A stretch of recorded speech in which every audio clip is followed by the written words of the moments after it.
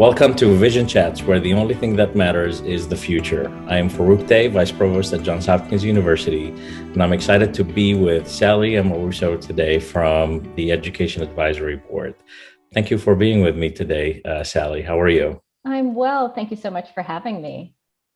It's a pleasure to have you here, Sally. You've had just a fascinating career. You're currently the Chief Partner Officer at EAB, Yes. which is an organization that produces strategies and insights and data for the schools to empower them to be successful, to help students from enrollment to academic success all the way to post-graduation outcomes and success. I've also seen in your just portfolio that you've had a number of startups before joining the EAB, and so I could tell that you're a creator and an entrepreneur. Well, thank you. But what's most fascinating about your background is that you advise a lot of college presidents on strategies and on how to pivot, especially in these challenging times. I want to start with there. The last decades, especially, we have seen major paradigm shifts in higher education. And you've been in the thick of it, talking to all of these college presidents. What stands out for you, especially the last year, but I would say even the last decade? What stands out for you in terms of major paradigm shifts that we should be paying attention to? Absolutely. And thank you for that question. One of the things that I will point out is that it became very clear to us as we were engaging in this strategy work that strategic plans don't actually equal strategy in many cases. So we looked at hundreds of institutional strategic plans, and we found that 90% of them were nearly identical. That you could actually take a logo of one institution and put it into another institution's strategic plan, and it would, in large part, still remain, because the purpose of a strategic plan is much more about a declaration of values and about engaging different constituencies in the future direction of the institution. But real strategy is about being able to make trade-offs, right? So if you think about Michael Porter's definition of strategy, it's about what you don't do versus what you do. And that conversation and those decisions have not been part of the DNA of higher ed. There isn't an initiative that we don't love. And so you see across the last decade, really a proliferation of initiatives that have led to that initiative fatigue that so many higher ed staff and leaders are feeling. And so in many ways, the demographic declines that we have been experiencing, and then COVID in particular, gave us an occasion to really think about the hard decisions that we had been putting off sometimes for too long. And that's what I've been hearing from presidents, that one of the silver linings, if you can call it that, of COVID is that it allowed them to engage in some of the third rail discussions that perhaps were overdue, but very difficult to engage in without the urgency and the exigency of COVID. Are there some examples of what those are? Sure. Athletics, right? And do we have the right approach to our athletics program? The academic program portfolio. So many institutions had program portfolios that had proliferated, had not really been refreshed to reflect the needs of students of the time. And there were some programs that were really under-enrolled. And not saying that you need to get rid of those, but you need to at least be looking at them and saying, gosh, are these really central to mission and to serving the students where it makes sense to continue? Or do we need to really think about how we can refresh this under-enrolled program to be more in line with what students are looking for? And then some of the budget pressures, I think, particularly earlier on in COVID, led to some business model reorganizations, whether it's the centralizing of back office operations or things that perhaps would have been difficult in other circumstances, but could be that discussion could be engaged in more freely because everyone realized COVID was an extraordinary opportunity. In my 20 years in higher education, I think what I have experienced is this friction between, or maybe it's not friction, it's a tug war between tradition and innovation in higher education. Absolutely. And often, I think what I've observed is that innovation is interpreted in what you just referred to as just new initiatives. Being innovative meaning creating new initiatives, and what I've for so long wanted to see is systematic innovation. Is really being able to peel the layers and rewire the institution, if you will, whether it's by rethinking the curriculum or rethinking the organizational design, rebuilding the org charts, the budgets, Yes. and I think could be more effective and efficient in this new world.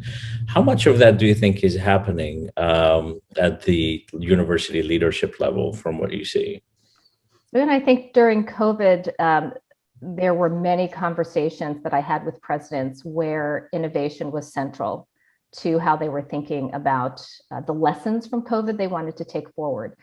Some of that could be throwing away the agrarian calendar finally, and thinking about what is the right cadence and structure of courses and offerings to best serve our students, or the integration of virtual and online capabilities to create something better.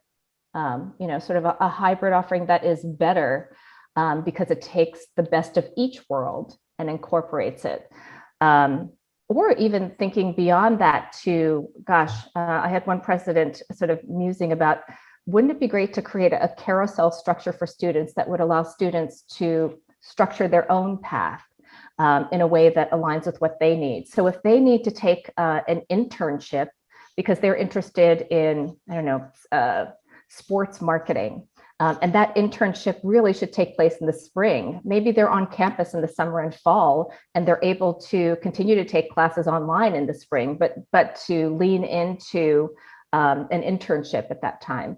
So a lot of creative thinking. I think what I'm worried about is as the pressures of COVID are released, will we see a snapback? And I think for some institutions, because of that pull of legacy and traditional thinking, there will be a snapback. My hope is that for many, the leadership is going to embrace some of the lessons of COVID and take a more innovative approach to how they're thinking about the next decade. Yeah, I think I have the same concern. That I think there will be a snapback in some places, at least just in the conversations that I'm a part of, not necessarily in my institution, but in higher education in general. Yes. That I am seeing sort of like this longing for what used to be, and how even just in conversations, people are talking about going back to normal, and I think actually the right strategy is to create a new normal moving forward, because we've learned a lot the last 12 months and we've done a lot of adapting. So, Yes. I mean, I want to, so for instance, managing its own workforce, the university workforce. Yes. I think we're getting really close to a point where university leadership and university employees are going to both realize that they see work completely differently. And I mean, I think you hear sometimes the conversations of how employees are talking about how they've been thriving, not all of them, but most of them thriving in the last 12 months. But maybe university leadership sees it otherwise, or sees it as, look, no, we want to go back to a place where we used to be thriving. Are university presidents struggling with this for the ones you They are talk? absolutely struggling with that set of decisions, not so much because they want to go backwards, but because navigating that set of decisions is complex. And there are equity issues around who you might allow to remain remote and who you're asking to come back. And it does take really some application of rigor, not just around roles, because certainly there are some roles that need to be on campus and some that have more flexibility, but also the specific activities embedded in those roles that contribute to the student experience. So if you're the president or part of the leadership of a school where that in-person experience is something your students have been saying they really desire, that they have been missing, you need to preserve that.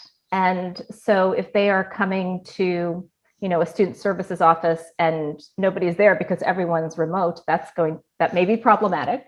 On the other hand, what we found is that some of these services can be provided very adequately, if not more flexibly, in a virtual environment. So what are the elements that students actually are looking for in that student experience, right? And so they are having to just sort through all of that and also make sure they're applying that in an equitable manner across roles and across their staff. And it's just, it's new terrain. So, they are engaging in that work. I think it is going to be iterative. So I think what we'll see in the fall is certainly going to be imperfect. But I am hearing that there is a desire for embracing that flexibility and allowing certain staff really to remain remote, at least partially, right? Might not be 100% remote. And to create the work policies that are necessary to make sure that that's sustainable. And then the other side of that is culture building, right? So much of higher ed is built around the mission and the culture of the institution. And during COVID, we have not been able to spend as much time on how we do that virtually. So I think there is a fear that they lose some of that and that we'll need to invest in capabilities there as leaders to continue to cultivate the kind of culture we want. I think the part of this also, it must be generational, as different generations look at culture building differently, Yes. how that is built, how a culture is built, but also how it's nurtured and how even they create their own attachment to the university. Absolutely. And to the brand. For many, it's creating that attachment through TikToks versus perhaps the way we were used to it traditionally. And I'm exaggerating just to make a point here, obviously, but we've done some surveys also just to try to tackle this subject at Johns Hopkins, and what we're finding is that for students, there's no question about it, the desire to have a residential experience. But what we describe as residential doesn't mean that having every single thing to be delivered in person. Yes. The elements that they have missed the most during this last year have to do with community building and with That's connections and with establishing networks. So while they're saying they want some of their classes to be in person, they're also saying they don't want all of them to be in person. They want some of those to still be online. While they're saying that they want to be able to experience going to games and to the gym and to student clubs and interact with one another and have meals in the cafeteria, Yes. they're not saying that they want to also have to go across campus into a building to meet with someone at the registrar's office or at the financial aid office in person, that they have found that it's much more convenient if they met with an academic advisor or a coach on Zoom without having to, because those are wraparound services. Right. But the elements that have to do with their co-curricular experience, so that's Exactly. the out of the classroom experience, we're learning that they want those things to be in person. So I think universities have an opportunity to not just paint a broad stroke and say, okay, everybody have to be online or in person, but to identify the pockets within the university that have to be to give that residential experience versus the pockets that could save the university some overhead cost. Yes. So I couldn't agree with you more. And I think about how many of us actually go into a bank anymore to deal with the in-person teller, right? Yeah. So for transactional work, or even for advising, for example, we have had our partner institutions really embracing the virtual advising capabilities, which allows greater frequency, greater reach.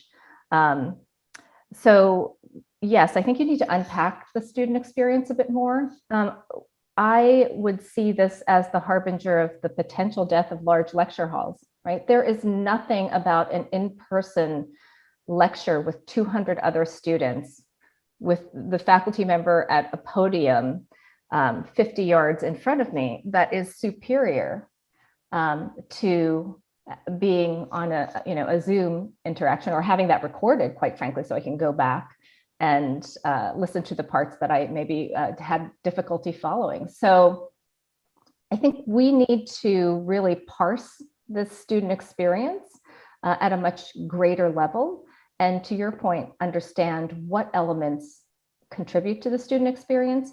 But I would also say, Farouk, I think every student population is different. Higher ed is not monolithic.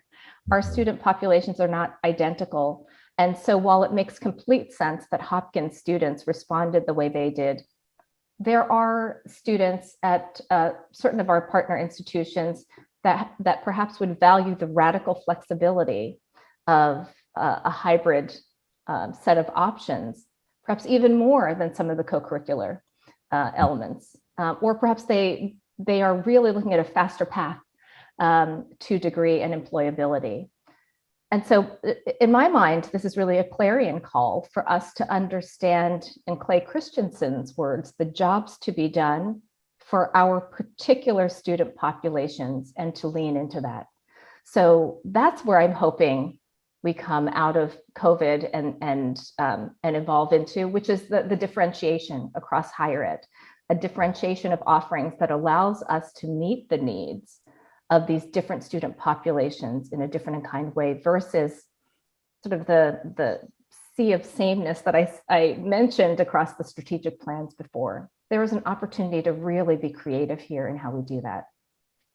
I love what you're saying, and you reminded me of some of the students who I met who actually talked about how much money this is saving them. You know, to be able to have their senior year from home, and that's less of an expense for them to have to worry about. So there is a benefit to that too that we have to be thoughtful about. Another, I think, element that must be talked about as we look into this transition is the commitment of these universities as economic engines to the cities around them. That is a true thing for us at Johns Hopkins in Baltimore. I mean, I know well. You're from the area, so you know it well.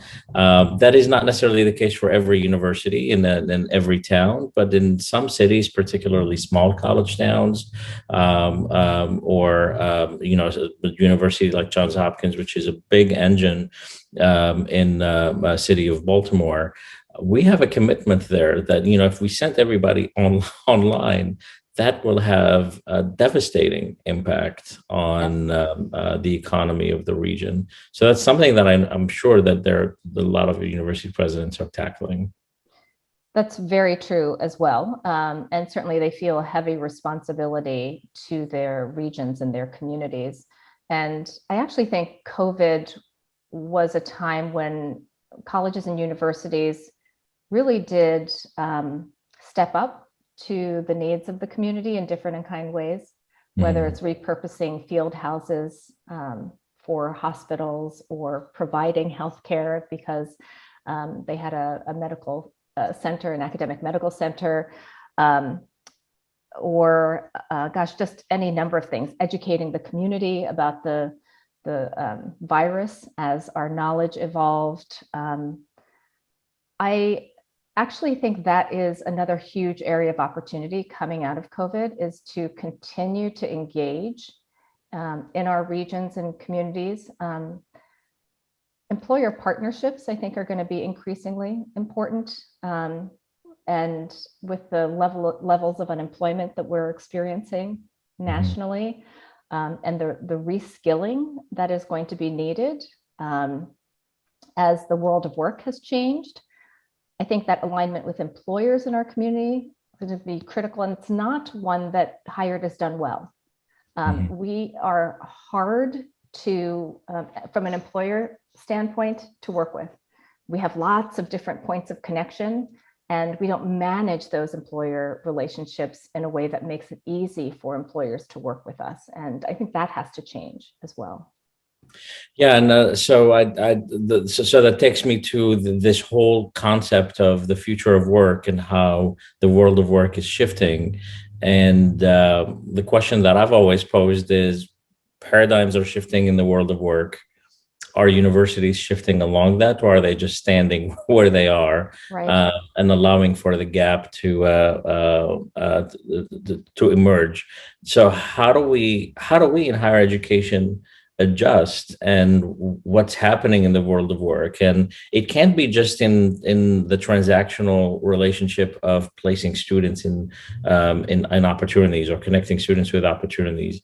I'm sure we have to also look at curricular, and we have to look at all of our type of programs and the partnerships, as you said, with employers.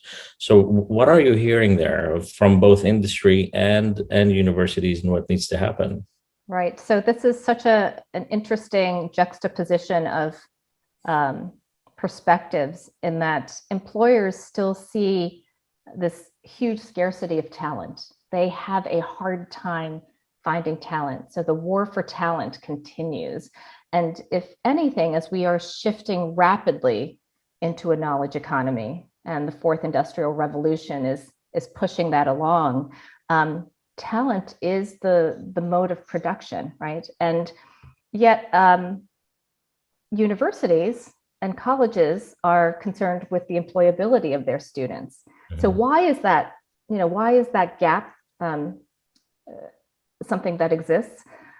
I think there has to be an embracing of the needs that employers are expressing.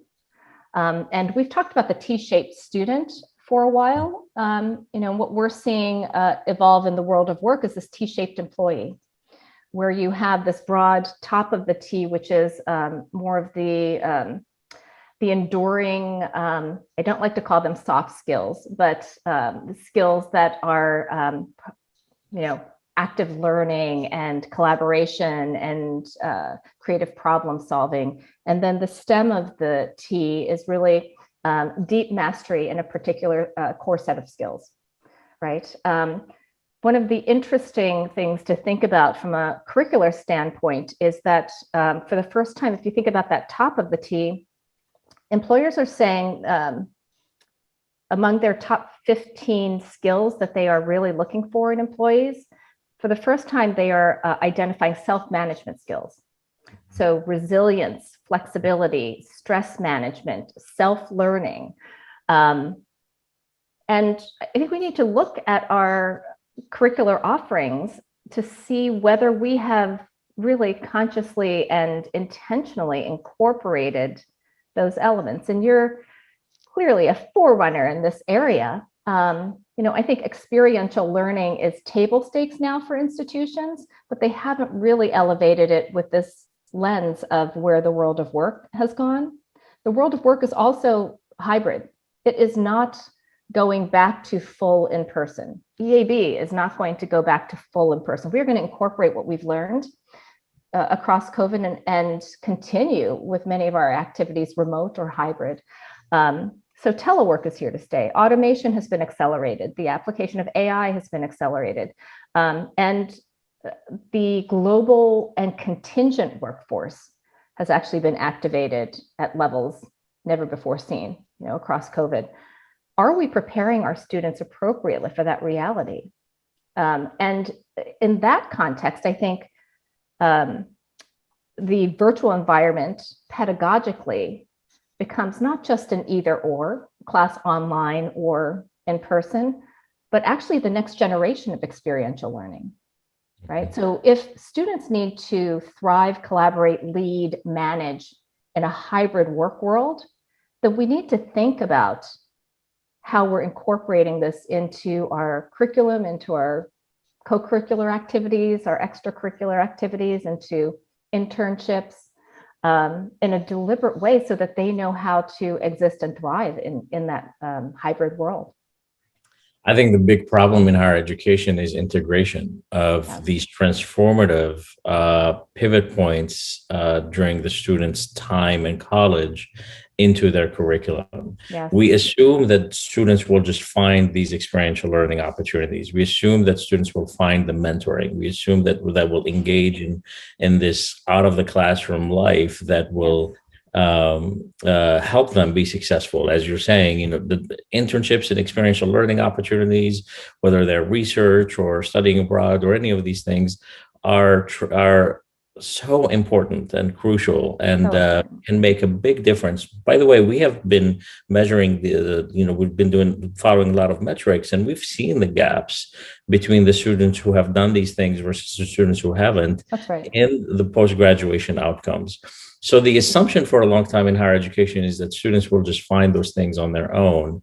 But the challenge is that as student populations have become more diverse, because by design, it wasn't by accident. Universities wanted to diversify their students.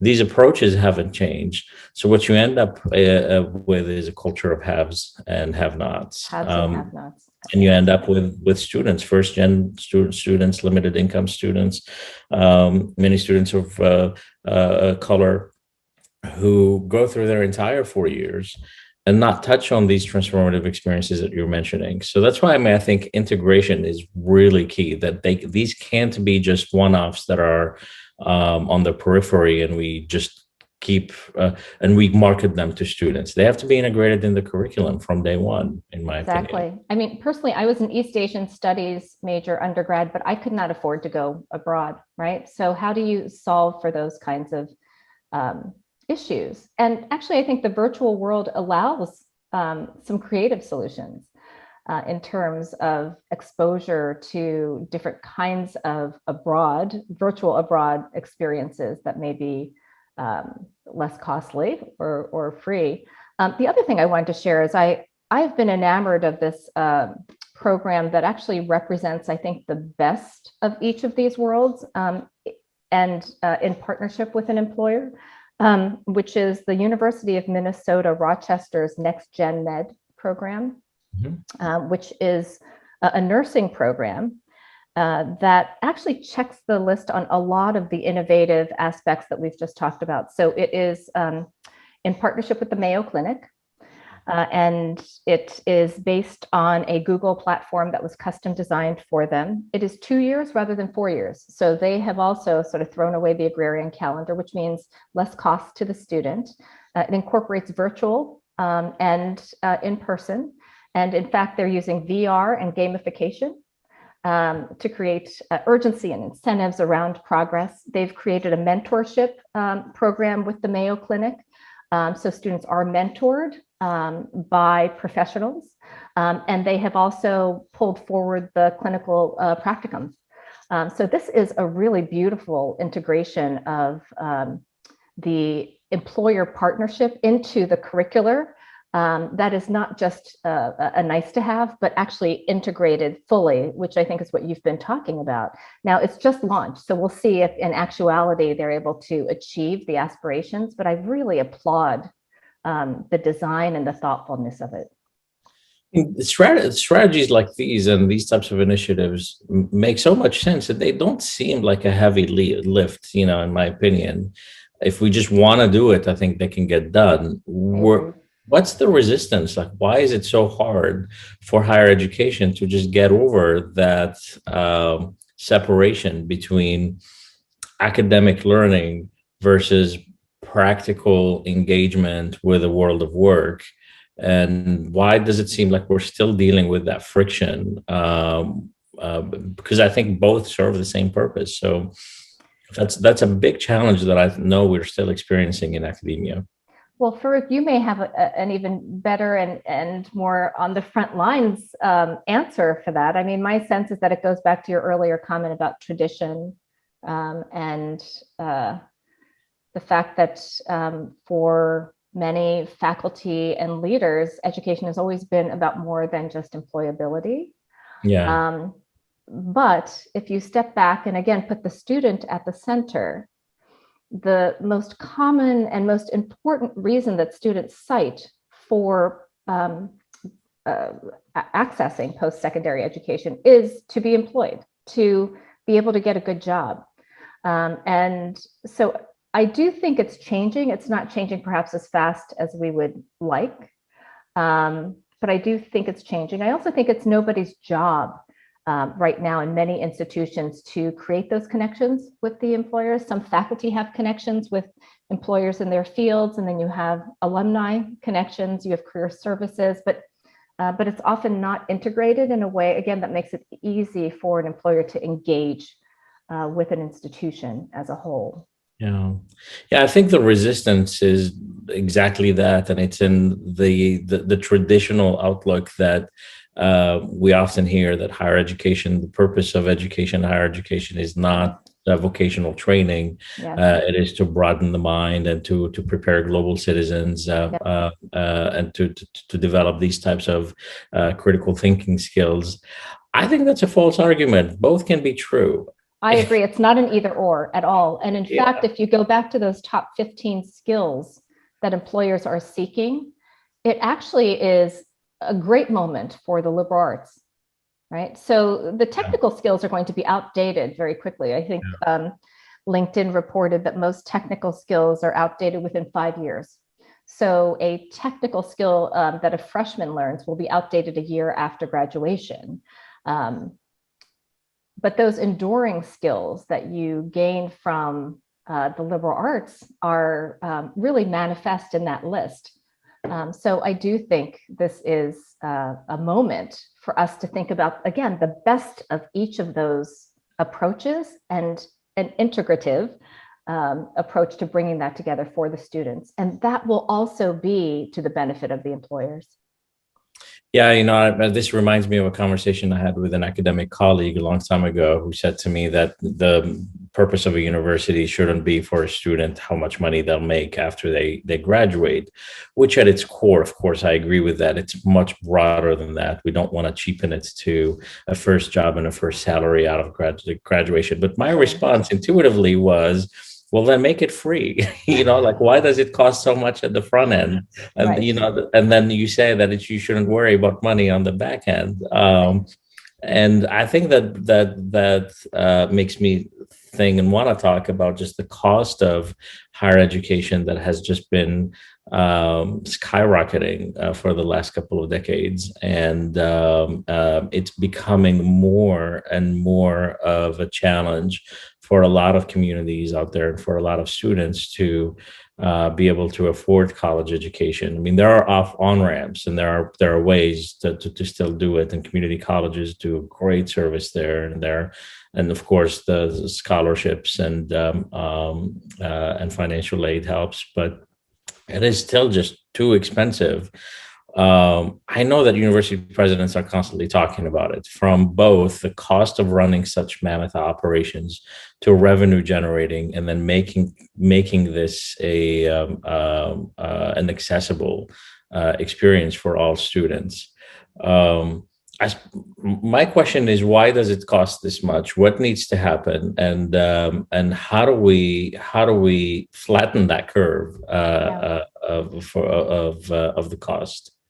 Well, I would first start by saying there are many affordable institutions out there. There are many, many institutions where you look at the price tag and it is a terrific value. Secondly, we're all aware that Biden is pushing to make at least some parts of it, particularly the community college experience, free.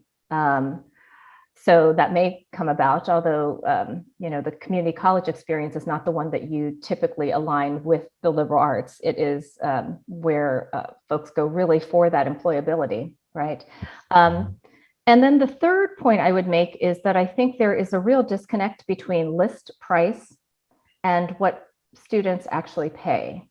And that is a conundrum because often it's not transparent to families and students what the actual cost of attendance would be. And I think many institutions struggle with the price as really a proxy for quality. Because it's hard to assess other than rankings, which is a whole different conversation, and one that I think has not served the interest of the students in every sense. But many institutions have a list price, but actually students are paying far, far less.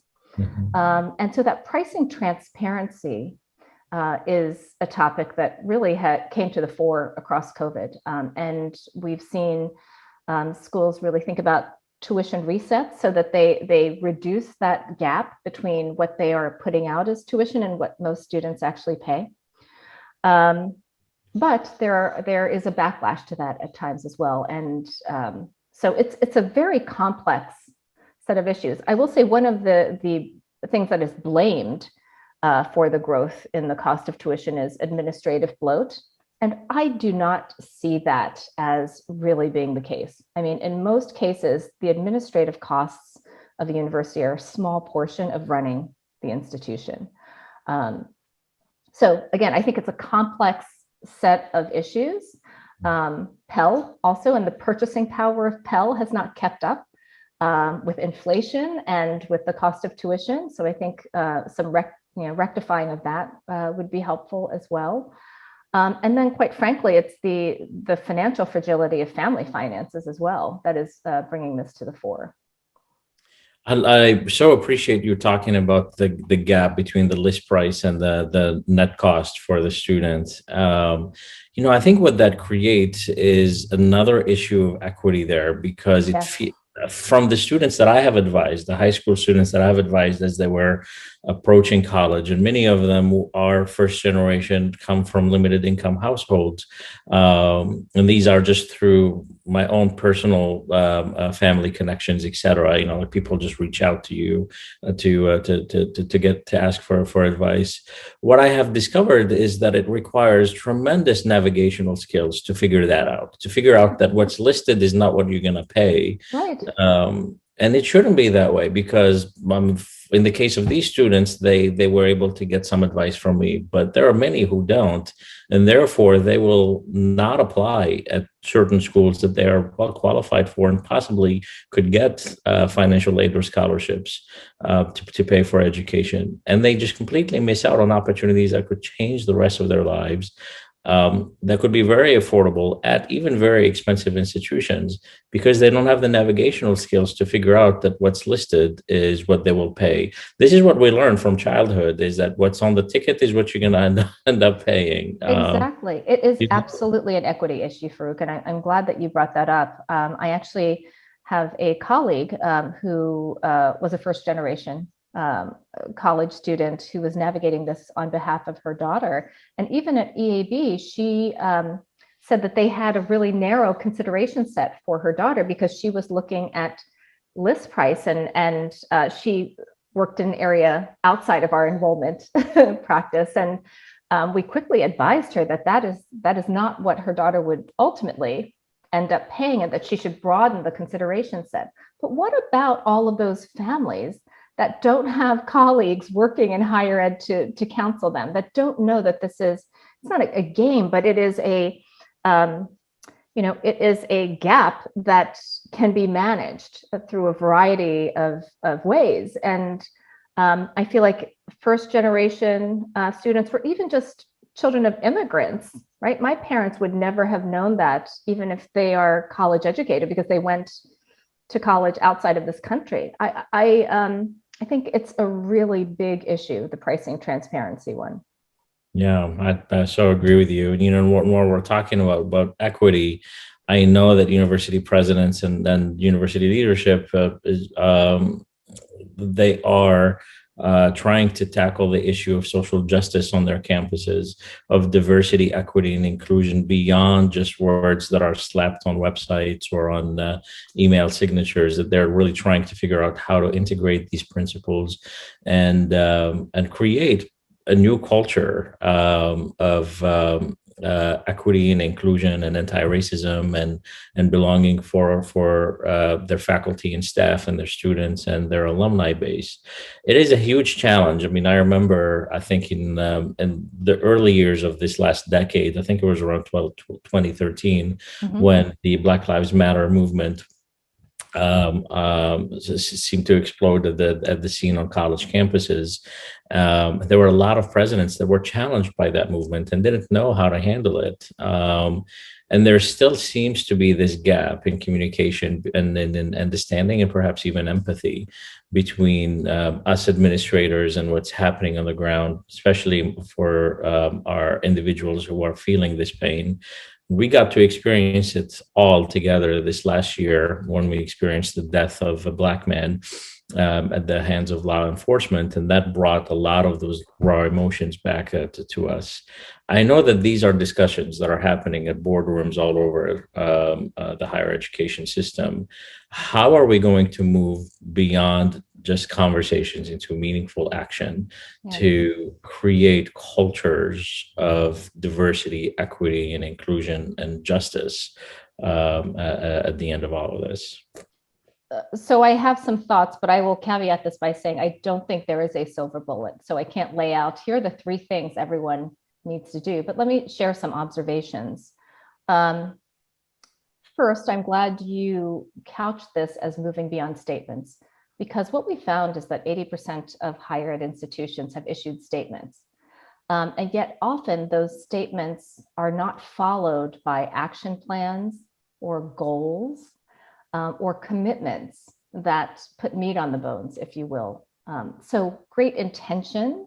And it's not that the statement was poorly constructed, but it is inadequate to actually move us forward from where we are. And we have been investing in this diversity issue for quite some time. And yet the progress has been highly incremental. So unless we want to have another decade or 2 decades of incremental progress, we need to step back and think about approaching this problem differently. Our boards are not diverse at higher ed institutions. That's a problem. That is a problem. The faculty diversity issue, we've not made as much progress there. And often it's sort of shunted to the fact that, oh, the pool is too small. Actually, we have not even kept up with the percentage of graduates of color, PhD graduates of color. So there's something bigger that's missing there. And we often ignore the inclusivity and belongingness issues. So we may recruit, but we can't retain, or the promotion criteria and processes actually dissuade those candidates from thinking this is the right path for me, or this is where I want to stay. So I think the faculty diversity and board diversity needs to be addressed. Again, the planning has to have not just action steps, but commitments, deadlines, anything that you would do around a plan, goals versus statements. And we've actually come out with some work called the Hallmarks of an Anti-Racist Institution, which looks at some of these attributes. And then finally, I think many of our institutions are having to reckon with an institutional history that is not spotless. And we need to navigate that with honesty and authenticity and put it out in the open, which some institutions have been doing and doing well, but I think that needs to be a much greater at scale effort. Yeah, man. Such an important conversation, and you are absolutely spot on with all of these steps. It just feels to me, as I sit back and watch the entire industry of higher education still grapple with this, that there are some key elements of its systems that have to be just almost taken off the shelf and just rebuilt and reconsidered in order to look into that. So, for example, I mean, you mentioned the issue of hiring diverse faculty and staff. I think what I have observed in the last decade, maybe more, that I've been engaged in this kind of work, I've said there are some real efforts to try to increase the diversity of the pool of candidates. But I have seen almost no efforts at what do you do after people apply? What do you do differently after people apply? And what I see is that there's still the existence of filters that go unrecognized, that weed out candidates of diverse backgrounds, candidates of color, and those filters are there, and they are filters of bias, sometimes of racism, microaggressions. They're not recognized by even the person who is doing the hiring. Right. So there's a lot that has to still be done in terms of training of people who are in recruiting positions, of managers, of the entire systems. I mean, I think for years I was hearing the words cultural fit in search committees. And I have to admit, I never said anything about it. You know, I just sat there and I know it didn't sound right what I was hearing, but it sounded right to everybody else, you know, who was saying, yeah, the candidate has a lot of good things, but I don't think they're a really good fit for this institution and for who we are. Will they be? And I'm finally now speaking up about it and saying, you know, that is really racist what we're Yes. saying. We're not looking for a cultural fit. We're looking for a diverse fit that brings more to the institution. And we're, you know, everybody's going to, like, this is how we're going to create the ultimate community. That's just one example in just hiring. And I wonder how much of that is even happening in the admissions and enrollment management. You know, when we're looking at students, are we talking about fit? Like, how are we creating the ideal profile for Right. that? So there's just one example, and I think there's a lot to be dismantled there. I think, you know, university policing, for example, I know that that's a hot issue on many campuses. Yes. How do you deal with that? So is that triggering any additional thoughts for you? It absolutely is. And I think, you know, student diversity is, of course, critical and part of many institutions' aspirations.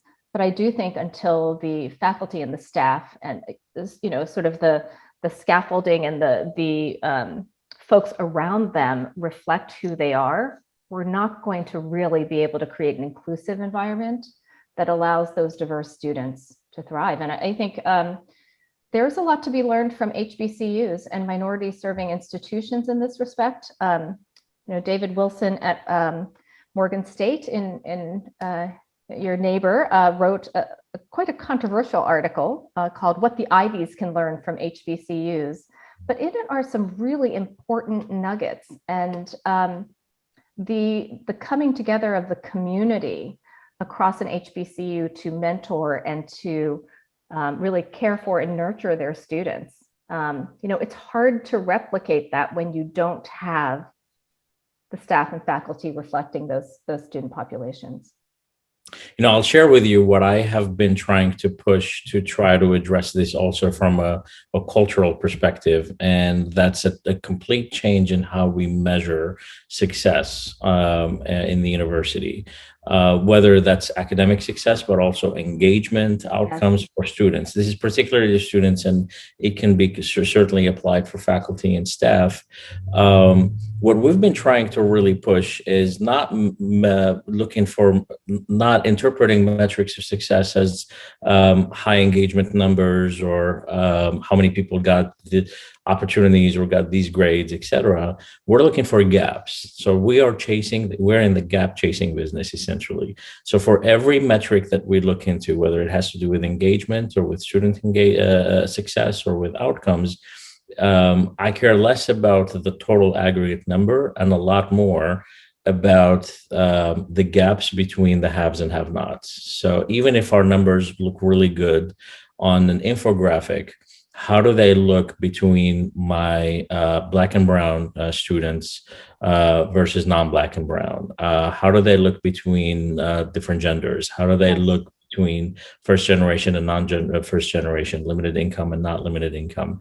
And it's those gaps. So essentially our success is basic. I want to get to a zero gap between That's all right. of those. And that is a different type of culture. I mean, yeah, and I think if it's applied university wide, so that we're looking at it from, if we, let's say, if we analyze student grades, that's just one quick metric that can easily be measured, and not only give me the average grade for your class, but give me the gaps in grades between these types of groups. Now we get to see where we are as an institution when it comes to equity, and we can make some real changes. That's a systematic change versus Right. an innovative program. Right. That's a great approach, Farouk. And have you seen those gaps declining over time? So in my particular division of integrative learning and life design at Johns Hopkins, we've only been measuring this for 2 years. So we have 2 years of data sets, and I've already seen a decrease in gaps in underrepresented minorities and in first generations. But I'll tell you what the pandemic has done this last year is that it had widened the gap for one particular group, and that's limited income, low and limited income. So students on Pell Grants and who come from lower income backgrounds, they have taken a beating in terms of post-graduation outcomes, obtaining immersive experiences, et cetera. During the pandemic, it was much harder on them than on their counterparts. It's that digital divide that we experienced this last year, because the impact of COVID financially has been so disparate across socioeconomic tiers, right? I mean, I actually saw a really interesting statistic about the median wage in the country having gone up because so many jobs in the lower paid categories have been lost. Yeah. So that composition effect means that the median wage has gone up, which is a false indication of wages across the country, because we have lost so many of those low-paying jobs. And those are the students you're talking about, where they may have additional family responsibilities because their parents may have lost their jobs, or perhaps they are serving as a caregiver, or any number of things that create an environmental stress that prevents them from succeeding as much as someone else might. I saw a similar article that described the upper middle class and obviously the wealthy class getting richer during the pandemic, just by seeing their real estate properties go up in value and being able to refinance, take cash out, and then buy second properties. All of that happened within 12 months, compared to service workers who Yes. were renting, for example, and who have lost jobs and who've had to face potential eviction. And obviously, there are laws that help prevent that. It was a completely different experience. There was another article also that talked about students going back home and how sort of like the veil of equity was just lifted off. When everybody is on campus, they all seem to be just kind of hiding under that veil, and it seemed like equitable for everybody. Everybody's living in similar rooms, the dorm rooms, and having similar experiences, having similar meals on campus, or though it seems. But when they all went back to a home, I think I had a colleague who described one of their students, their background, their real background, it was not a virtual background like mine, was an actual big window with a lake view behind them. No shame to that student. That is where they come from. It is what it is. But you have other students who did not have that experience and might have been logging in from their car or from their food truck, their family food truck. Which is why, I think it was so important early on for us to make a decision that we're not going to ask anybody to turn on their camera. It's a simple thing that we needed to pay attention to. Anyways, these are all important topics that I know we'll need to explore moving forward. So, where do you see higher education go from here? What are the opportunities that are in front of us, that are in front of leaders of higher education institutions, and what are some of the changes that need to happen? So, being an optimist, my hope is that we are able to take the lessons of COVID forward, to not experience that snapback fully, and to create innovative and better and more differentiated offerings that align to what our students actually need, right? So moving away from sort of sameness to really digging into those needs and being able to innovate how we engage with those students. The other side of this, I think, is really reconceptualizing the idea of the lifelong learner. When you think about that future of work and how that has been catalyzed across COVID, at EAB, we've coined a term, lifetime student, because a lifelong learner implies that the onus is on the learner to access education, and that it could be just somebody who likes to access educational opportunities across the course of their career. But if Gen Z is going to have, I've heard various estimates, but in the range of 30 jobs and 3 careers. And if we are seeing this massive reskilling being a perpetual state, then we need to have an engagement with our students that lasts well beyond 18 to 24 years old. And we need to cultivate and invest in those students across their lifetime and think about how we allow them to re-educate themselves, reskill, upskill, and be that partner to them and that provider of resources. I see a reinvention of the term alumni to lifelong learners. Yes, or lifetime student. Lifetime student. I like that you're admitted to the university and you will have one graduation, but in reality, you will never graduate. You're part of the family now as a student and as a partner and as a member. I love that concept, and I hope that it works out.